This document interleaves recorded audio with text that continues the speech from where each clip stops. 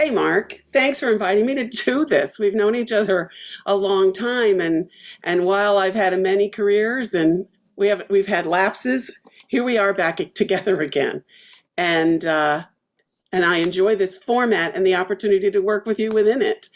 It's interesting that you're talking about always creating value when the company that I started here is VXR Works.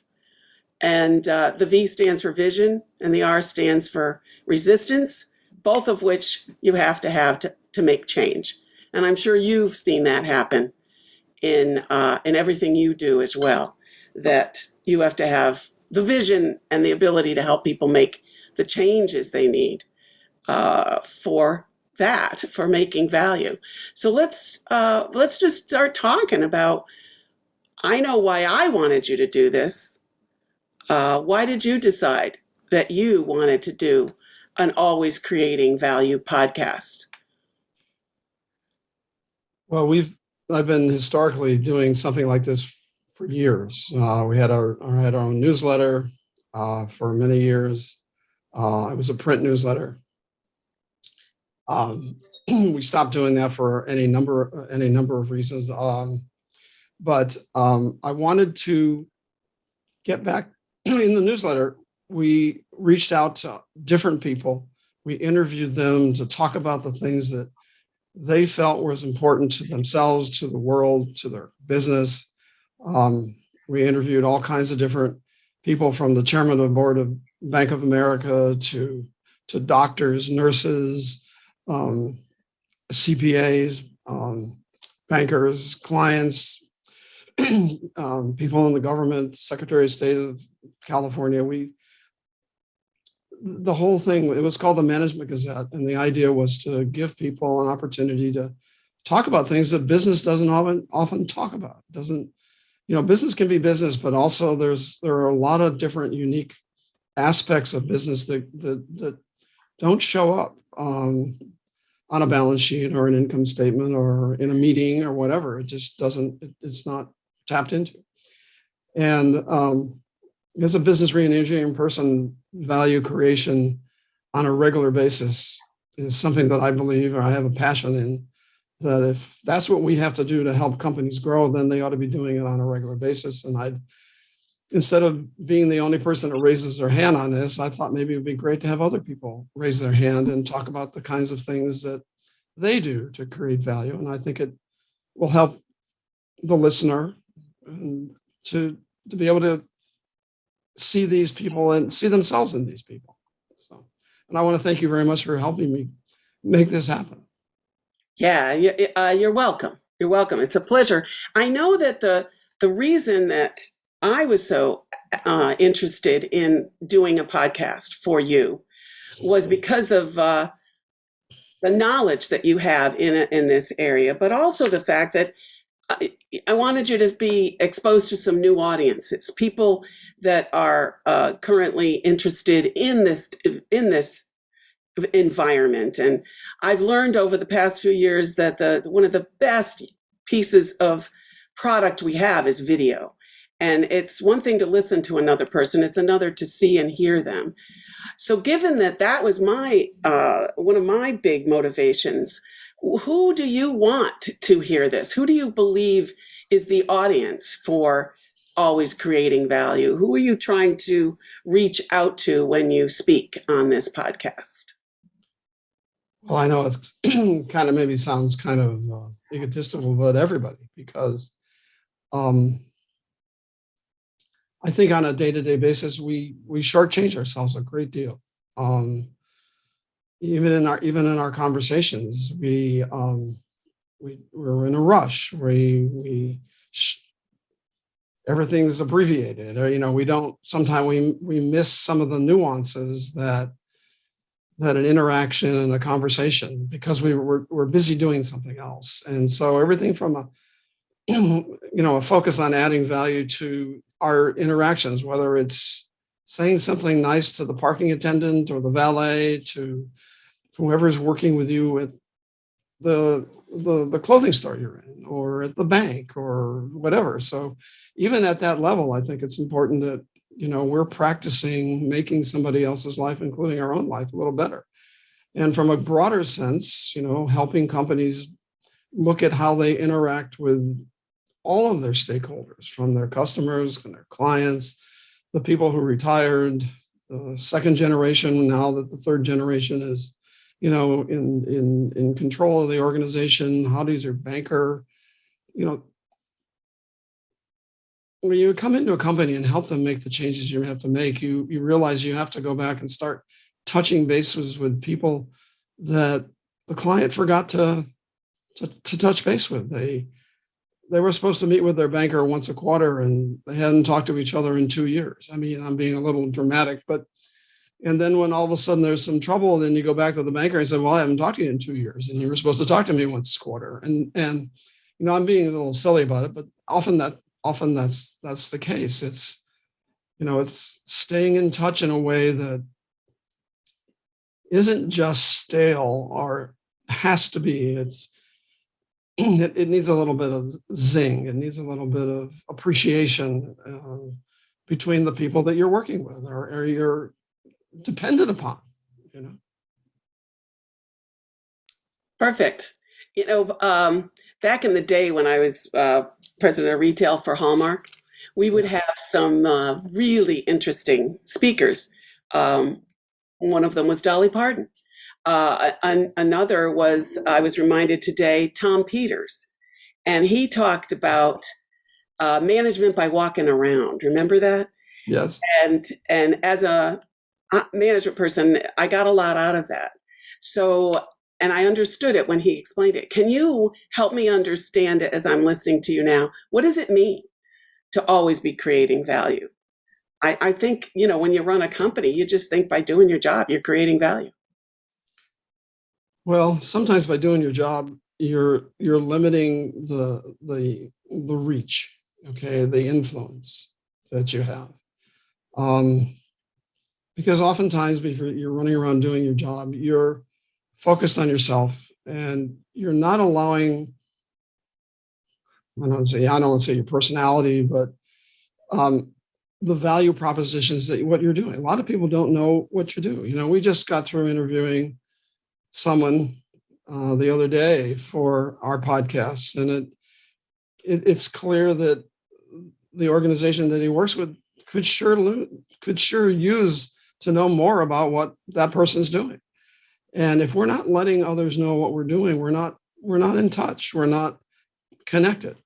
And Peters was right about walking around. There's no doubt about that. But there's no reason why it only has to be the owner. It only has the leader. It's about making sure that people, the HR department knows what the manufacturing is doing, and they have a respect for each other, and they understand how they are all creating value. They're all adding to the pot, the whole pot, not just their pot. So it's it's a bit of a weave, it's a little, a network. I don't want to say social network, but it's a network of people letting people know what they're doing and how they're doing it without, I don't want to use the word bragging, but overdoing it, letting people know that we're connected and how you're adding value. Years ago, I had a client who, a family business, had grown over the next 12 years very much. Every year was another, a new year, and a new increased revenue. And the place was a nightmare because everybody was fighting over who was doing the most, who was, we run this business, it was each department. I think there was about 7 or 8 departments, and I ended up doing a manager retreat. And I sent out questionnaires, and I got the questionnaires, and I did something I never do, and that is I almost always interview the people after we've done ask them to fill out the forms. Adds value. This particular one I decided not to because there was such hostility that I felt that I would get myself caught up in the hostility, and everybody would think that I was on their side because they had told me about how bad the other guys were.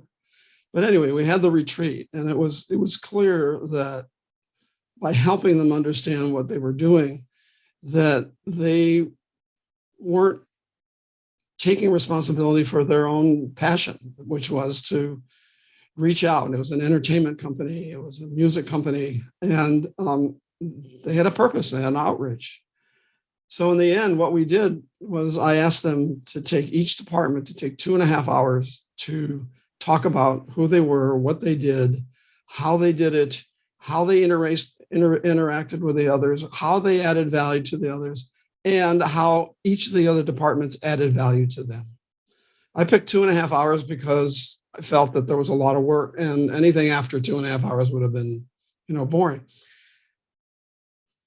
18 months later, we had doubled that business because they were on the same page with each other. They were appreciating each other.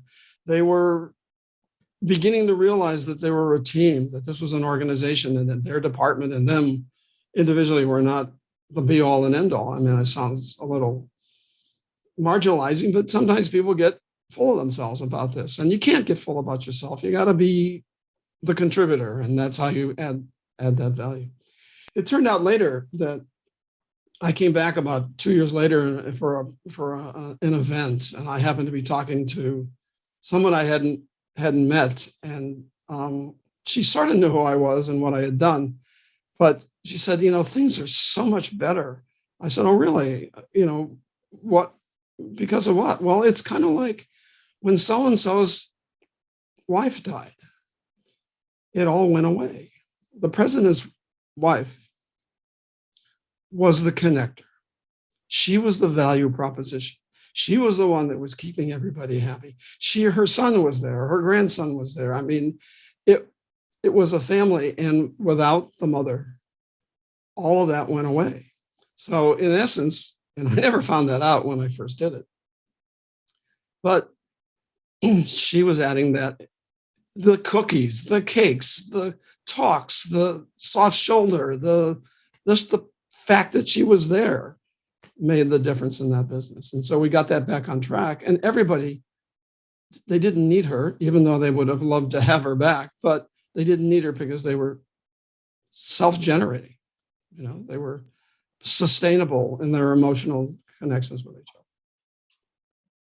Yeah, that's a really good example. And I think it's also an example of why you and your company are so valuable in this conversation, because I don't know that I can name any other people that are as dedicated to this conversation ability, the ability to allow people to be heard. I've had companies where we had 5,000 stores, and the stores were allowed to say what was wrong with the shipment they just got back. And I'd watch the people in the room saying, well, that's not true. That's not what we did. We did that this way. We didn't mean it to go that way. And the point was, what you intended and what they received are obviously different. And you have to listen to the end user to make it valuable. And you just had an example of why and how that works. It's not just your experience, it's your ability to add a humanity to being what you are, which is a business reengineering person. Can you share another example of what you've done in that ilk that would explain what always creating value really means? Well, I'd like to go back to the differential for a second. I started out in public accounting, and I got the opportunity to be involved early on in the first, I guess it was the end of the first year I was there, or the beginning of the second year. And we had one of our clients, in today's world, would be about a $300 million a year real estate development company. And so I spent a year there being low man on the totem pole. And that's how I got involved with the reengineering world and the turnaround world, or growth world as well. And so for the next 10 years, even though I was in public accounting and consulting and doing tax returns, whatever CPAs do, I was still, tapped into the traditional way of of helping companies, which is basically focusing on what's wrong, what can we do, um, the traditional, and it's all stuff you have to do. It is. And then one day I woke up and I said to myself, I think we can do better.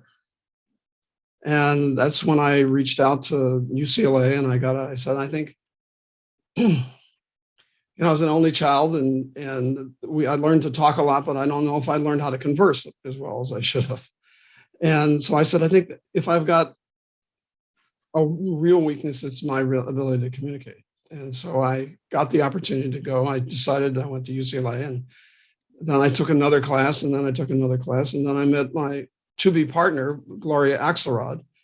And Gloria changed my life. She taught active listening, and she and I started to teach together. And then, you can see the book cover on the other behind me. That's Revolutionary Conversations. But the technology in there was something that I developed separate to Gloria, even though we were part of it. And I began to realize that the more we were able to tap into perceptions, and for us, perceptions rules over fact. And you were talking about that. You're talking about those shipments. One person had the perception that we sent exactly what you wanted, and then the other person has got the perception you didn't give us anything we want. They were both probably pretty dramatically different than that. But we began to focus on the perceptions. And the only way you can help somebody change is to not tell them to change, but help them understand their perceptions and be able to not disabuse them of their perception, because that's discourteous, that's dishonoring, but to acknowledge, okay, I can see how you did that. I can see how you would accept that and understand it, but let's dig a little deeper and let's find out where those perceptions come from. Not that the perception's wrong. And the chances in your example, there were disparate perspectives in both of those. It probably was a lot better from the receiver than he thought or she thought. And it was probably not as good as what the person thought when they sent it, So, but it probably wasn't anywhere near as bad as everybody was making out of it. So we began to tap in. And the more we were able to tap into what people were thinking and how we could help them make change and also empower them to be part of that change, to take those perceptions and use them in a way that we could create value. And so, yeah, we did all those things of raising money and cutting costs and whatever, but we didn't hit the home runs because of that. We hit the home runs because people got involved. We got involved with the people and in a way that empowered them on their own as opposed to anointing them in some way, Yeah, So I appreciate that. But I mean, as you're saying that, you also need the leadership within the company to want Stowe management to be a part of that change or development of change and trust you to do it. How do you manage to overcome, to have them understand what value you're going to create and that you're the person who can do it? How do you get them to believe that they want you? Well, in some situations, it's easier than others. If a company's up against the wall and they can't make payroll yesterday and whatever, they don't care. They'll do it. They're bought in. And in other situations where they're not in as much challenge, but they're trying to make changes or they think they need to make changes, we usually start slow. We usually don't try to, take over. And, in most crisis management situations, we do take over. We basically inherently run the company. But in other situations, it's much more of a consultative process. And you've got to help them come alongside us as well as we have to come alongside them and begin to make changes in small ways. And then as you make it a bigger way and then bigger and bigger and bigger. And some people stop because they've had enough. They've reached their change factor. They can't go any farther than They can't go any farther than that. So it's really a matter, and bless the people who have referred us over the years. We do a lot of I've done a lot of public speaking. I've had 35 courses either at Cal CPA or UCLA or courses within clients. And so, this is one of the reasons why we're doing always creating value. And it's a digital world. Since COVID, now I don't do as much public speaking. I'm probably do 1/10 of what I do in the real world. It's on Zoom. So you have to reach out in a way and help people understand where you're coming from, and hopefully, say that's kind of what I need to do. And at the same time, help educate people in a way that they can do the things themselves or attempt to do the things themselves. If I go back to that newsletter, it was a very valuable proposition for the people that we interviewed, because they got an opportunity to talk about things that they might not talk about. Just like the interview we did a couple of days ago, where this person, I don't think that person had ever been interviewed before, even though he'd been on Zoom many times, but nobody had stepped aside and said, jumped in and said, let's find out about who you are.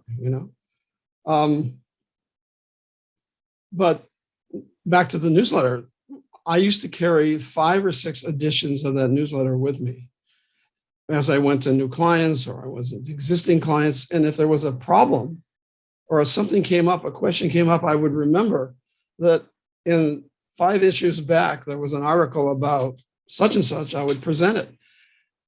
It was the most valuable thing. People go, oh my God. So they were helping each other and they were helping others at the same time.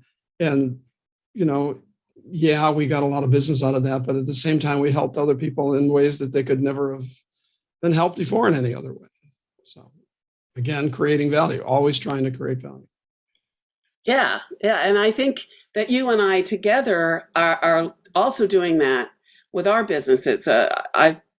We've done a lot to take you from the analog world to the digital world. And this is the example of that, where what used to be a newsletter that you handed out, well, now we're doing a podcast because that's the new environment.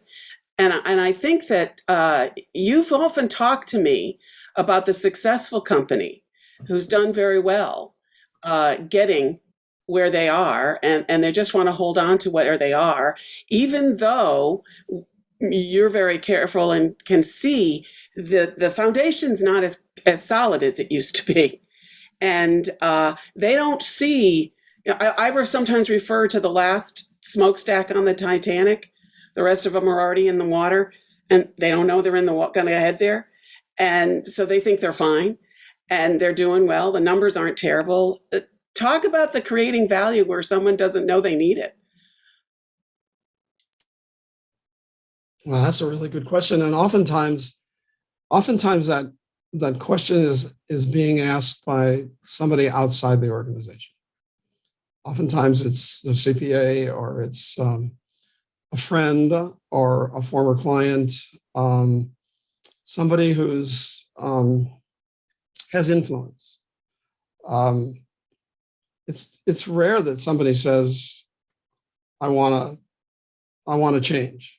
They want to grow, and they want to be more successful, but they don't realize that those 2 goals require them to change. And so there's again, it's the public speaking, it's the courses, that it's meeting with bankers and having experiences with bankers and CPAs when they say, you really need to talk to somebody, and maybe you should talk to Mark or my partners or other people at the same time. Shop a little bit, find out who you're most comfortable with, because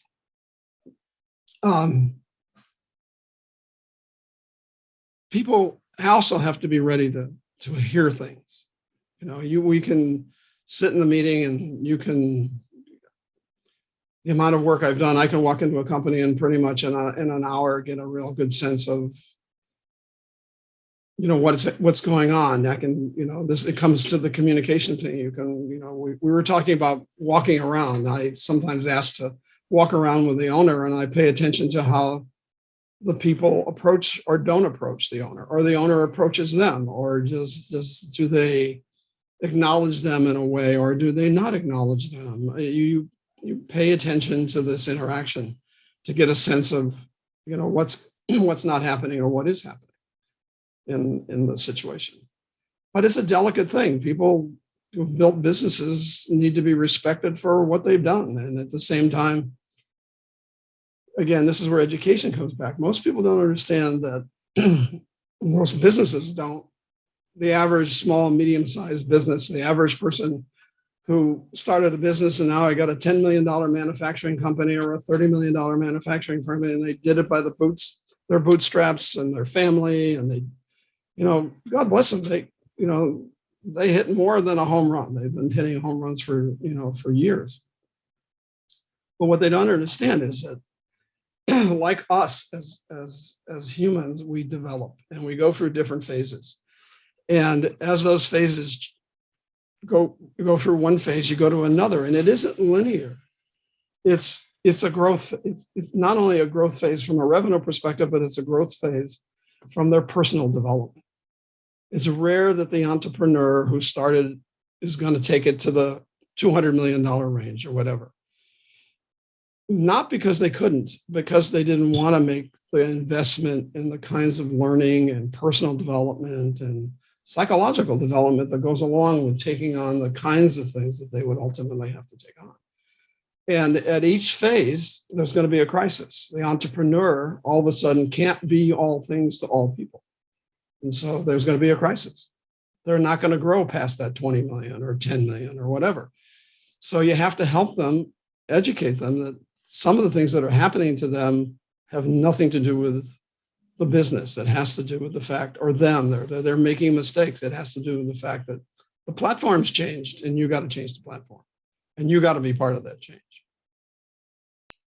Yeah, and I think that, as I was saying, with our change is hard, and change makes people uncomfortable. And I think so often when you look at a company coming in to evaluate and help you provide your company with more success or more, however your definition of success is, they think it's all bottom line, and that your job is to find what errors have been made and where we can add more staff, possibly make an acquisition to create more value.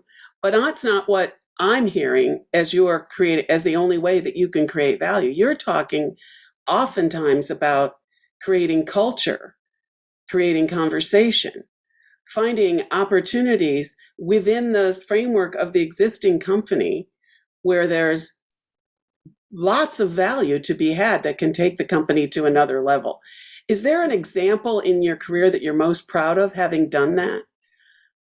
Well, I think I'm proud of most of the stuff I've done. I mean, that sounds egotistical, but we've always taken somebody from where they are to where they could get. Just because we didn't get them to where they might have wanted to get, we've gotten them a long way down the path. But there is one that is sort of mirrors what we talk about. It was three young gentlemen who had taken over the business from a fellow who they'd worked with for a long time, and they were buying the business. The fellows died, and there was no succession plan to sell the business. There was no other opportunity, and there hadn't been any succession model put together for the three owners, the three managers. So all of a sudden, and the CPA called us and asked, these guys, all of a sudden they own this business now that they've been working for more than 20 years, and they don't know what to do. They know that they've got to make more money because now there's three owners, not one. So, and now they're going to have to invest their dollars. And so we took on the project, and again, it's kind of unusual that people come forward with that kind of consciousness that knows that we don't know what we know. We don't know what we don't know, and we really need some help, which was really, really quite valuable. So we ended up interviewing 10 of their customers, different sizes, different industries. And in doing so, we identified that almost all of the customers thought there was an R&D department. My client was a distributor of integral parts to other pieces of product. It's more from an adhesive or a combining process. And they were very successful at what they were doing, and the clients loved them. Matter of fact, their gross profit was, from an industry standard, much higher than others. So you weren't going to run around and figure out how to make more money on, selling the product more or cutting costs. So this concept of an R&D department, it came out of an interview with one of the purchasing agents at one of the customers. And so we interviewed him and talked to him about the R&D department in more depth. And so we went back, and there was no R&D department. The salesmen on their own had been taking the designs of new products that the manufacturers were putting together. And who knows who started that? It could have been the late owner, I don't know. But the three managers didn't know about it. So we went back and we sat down, and there was, a makeshift R&D department. It was this big closet.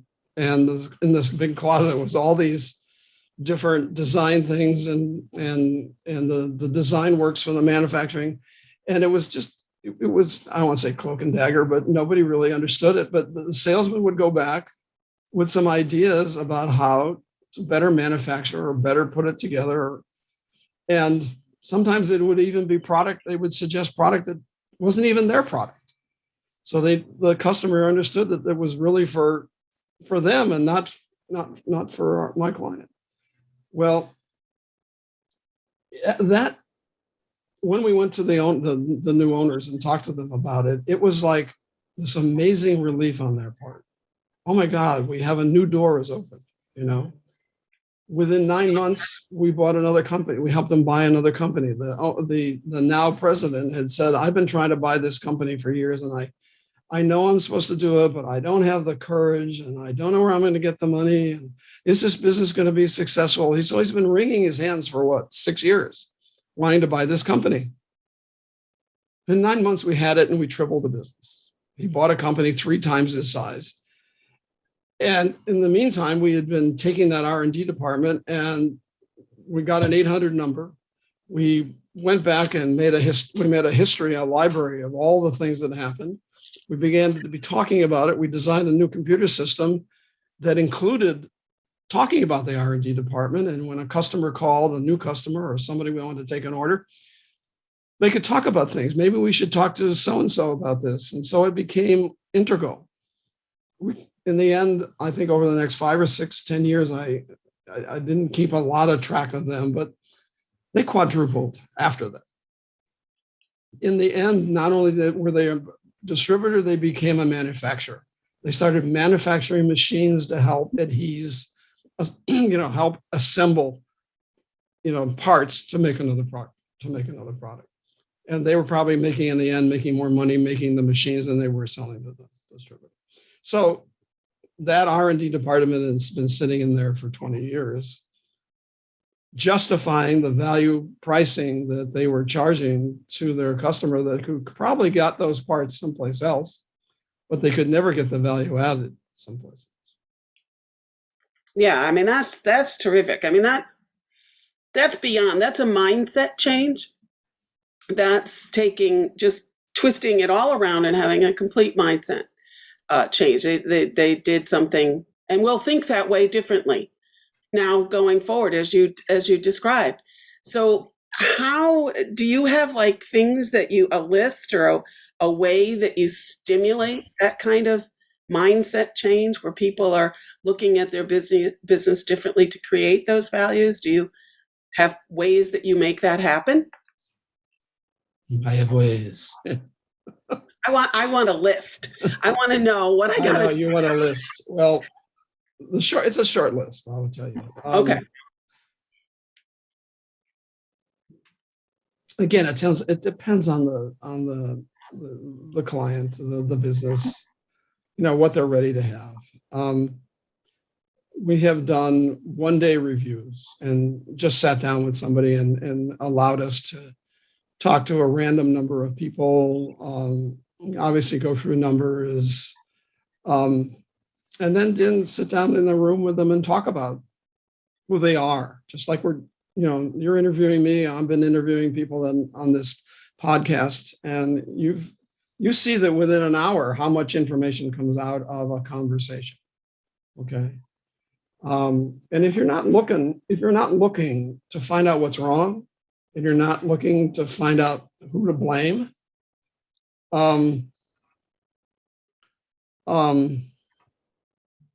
people open up. That interview we did a couple of days ago, I mean, a non-business environment, not something that would normally, I wouldn't consult to that company, but the person was so full of value creation ideas and things that they've been doing. And we probably just touched, the tip of the iceberg on what that person was doing. So if you can sit in a room and be present and not be judgmental and realize that you're going to come out of this, don't worry, you're going to come out of this conversation with something that is going to move us forward, that's a great start. And you've got to stay away from blame. I mean, we have in some situations, we have them sign a spirit of commitment agreement. And in that spirit of commitment agreement, it talks about, and we usually do it with the management team, from the managers up through the owners and the people who have the most influence at the moment. And it's the things you're going to do and the things you're not going to do. And one of the things you're not going to do is you're not going to blame. Blame left the building a long time ago. So when you walk in this door, we're not going to be talking about blame. We're going to talk about what happened. And that clears the way for a lot of opportunity to have people to share things. So, and everybody takes responsibility for that. If the owner starts doing the blame, somebody should raise their hand and say, hey, it's not in our contract. And that really does helps build it. Another thing that we do is we can do a 2 to 3 day. I've got a number of retreat-like programs that are based in education about business. Like, I talked about the phases of growth. That would be a section of that, just to try to educate people that, just because you want to grow to 50 million in 5 days, I'm being dramatic, whatever. But, these are the things that happen along the way. These are the course corrections you've got to make. This is the things you got to think about and the money you have to expend and begin to understand all the unintended consequences of things about jumping from one phase into the other without taking into consideration all the developmental things that have to happen in those. And so in those 3 days, they get to learn a lot about themselves. And then by the end, we come up with, how does this relate to you? I mean, there's always case studies, and we we get them to work on case studies. And then at the end of the 3 days, we spend some time going through, what did we all learn? Just like we did with our friend a couple of days ago. What did we learn about this process? And then how do we apply it? Not automatically apply it to the business. What did you learn? How do you apply it to yourself? How did you grasp it? Why did you grasp it? What do we learn? Now, some business people might say, well, that's just too airy-fairy. That's too touchy-feely. That's whatever. Well, it's never been that way. Yeah, it might be a little touchy-feely, but the return on the investment is enormous. And then you say, well, how do we apply those things? If they apply to you, do they apply to anybody else in this room? And, oh, yeah, well, that's what I've been thinking about for 10 years. So how do we move that? How do we move that down the path? Okay. I think I'm hearing an opportunity too, where we might be able to take a lot of that physical 3-dimensional workshop you're talking about and maybe even offer that to folks online like this, so they can join a Zoom meeting and learn from you. Are you developing me? Yeah, I'm developing you right now. I've got an idea. We got to go. Goodbye. But I We're think gonna, workshop we're gonna like, mechanize it. We're gonna mechanize it, make some yeah, software out yeah. of it. I think there's an opportunity for people to interact with you as I am, and have one of those workshops on a Zoom. Um, and I also understand that you value other people's approach too. And so let's talk about, I mean, people could go to your website and see the other podcasts that we've done, but let's talk about some of the people you plan to talk to, some of the things that you're thinking about in the future to bring to this audience. Let's talk about that. Well, we have one coming up in February that you are doing with my lovely wife, and it's about customer service, which has left the planet, as far as I can tell. I talk to so many people who are trying to, and it isn't just shortage, okay? And it isn't just COVID, because it's been going on for a long time before COVID. It's been going on for many years, that customer service, that desire and the ability to add that value to the person across the phone or across the table, there's no spark. There's not as much spark in it. And what I understand, you and Mary Agnes are going to be interviewing some people who are more boots on the ground about this, and are able to, they've taken it upon themselves, maybe trained or untrained, to make that step across the table, across the internet, across the phone, to really get to understand what's going on with the customer. Again, it goes back to those perceptions, that your example about what you shipped and what you got. Okay. Well, that's been going on with so many different situations that I was doing a planning meeting with one of the people we're interviewing in January. And we were both laughing about I was talking to him about what we were doing. He said, you know what? My wife in the last 2 days has been spending 2 days working on trying to resolve 3 situations with 3 distinctly different providers of things that we need. And she finally said, she threw up her hands and said, I'll do it Monday, because she couldn't get any of it done.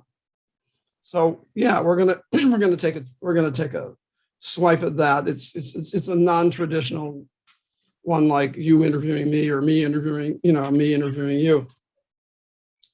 And then in January, we're having a fellow who's been very involved in the computer world, has been very involved in voice activation, conversation, been involved with creating chats and bots. As a matter of fact, I think was the individual who created the first bot. And it's a great opportunity to meet somebody who's that cutting edge, and at the same time is so interested in the value proposition to the customer. And not just that they got their product, but that the experiential aspect of it, even though it was a computer, is much friendlier and much more productive than it would be normally, at least by today's standards, or today's lack of standards. And then, we're planning on a number of people who are in the nonprofit world who have done things that are quite exceptional.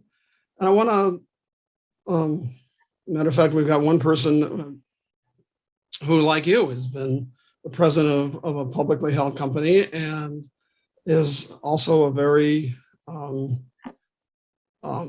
give back kind of person.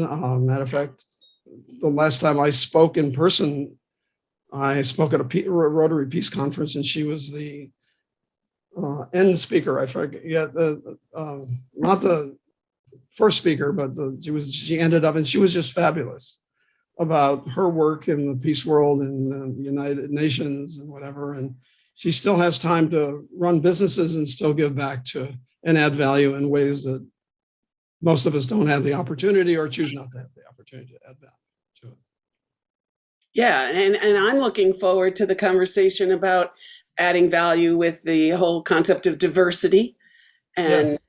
and inclusion. I know all of us have, I think, women to thank at Ford who finally got cup holders. When it was only, they didn't have a lot of women around then. They didn't have cup holders. And we were like, I need someplace to put my cup. Not that men didn't too, but they just got in the car and drove it. When we're like, well, I want to put my purse and I want to put my, and that's diversity. That's, we're 50% of the population. Let's get our opinion. And you're a big market, so to speak. yeah, and so I really, I'm looking forward to that, because inclusion, there's all kinds of people that you haven't walked in their shoes, and you can create value in listening to what they've experienced and what they've done.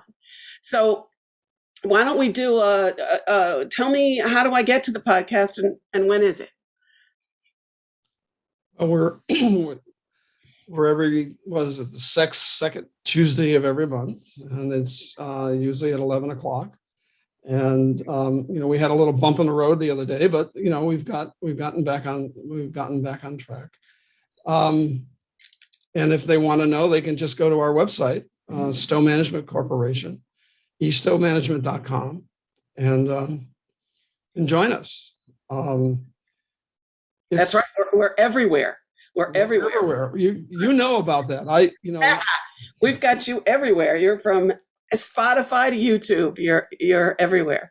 What I do want to do, though, Mark, is before we're done, I want to make sure that that you've made sure that you've said everything you wanted to say about this topic, because this always creating value for so many people, and you being in the world of CPA comes down to add and subtract. And while there is an add and subtract value, it's not math driven. It's driven by communication, it's driven by people, and it's driven by having someone drive it like yourself, who has the ability, and your team, to have a vision for what can be possible. So let's just close with, your superpower. And I've seen your superpower, and I know what you're best at. Let's just talk about how subtle that is for just 1 second. Well, it's kind of interesting that I didn't learn about this till years after I've been doing this for years.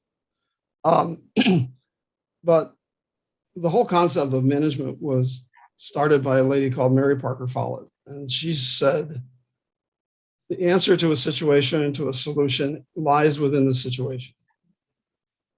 And that it should not be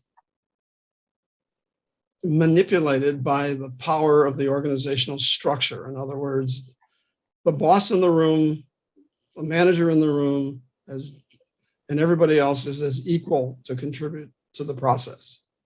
It doesn't mean that the responsibilities are not with that manager or with that owner. But when it comes to the contribution and the development, it is, everybody is ultimately equal in that process. And the biggest challenge that we have, and the thing that I think I add, coincidentally add more value to, is doing just that, is making sure that those voices are heard in a way that maybe they don't have to struggle as hard. Maybe that, like our conversation the other day, that individual was popping out things that they had never thought about before without anybody having to drill down on that person. Most of what can add value is sitting there already. And and again, I think we live in a world that says no to a lot of things. Says no, this is my idea, and I'm going to do it. I did it before, and I did it someplace else before, and now we're going to do it here. Well, I've never met a situation that I haven't had to come up with something unique about this situation to make it work, to really make it work. I talk about that music company where I had everybody go off those 7 departments. I've never used that again. I never had to use it. The situation was, other situations, that was a unique situation. I wouldn't want to apply, I wouldn't want to walk in and say, okay, you've got all these emotional issues and problems with each other and whatever. And so I'm going to make you do a 2.5-hour thing. It wasn't be right. Because it didn't have, it wasn't, this sounds probably kind of weird, but it wasn't asking for it. It didn't need that. It needed that situation needed that. Another situation needs another application, and you need to honor that. And you need to honor those people. And that's probably my biggest passion, is honoring the situation, honoring the company, and honoring the individuals that can do so much more than oftentimes they're allowed to do. I want you to answer this statement. Always, and it's got to be in 10 words or less. Always creating value means to me.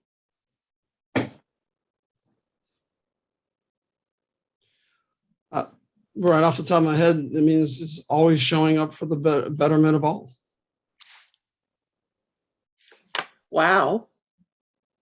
You're going to make me cry. But I think that's absolutely perfect. Thank you, Mark. You're welcome. Thank you, Ann.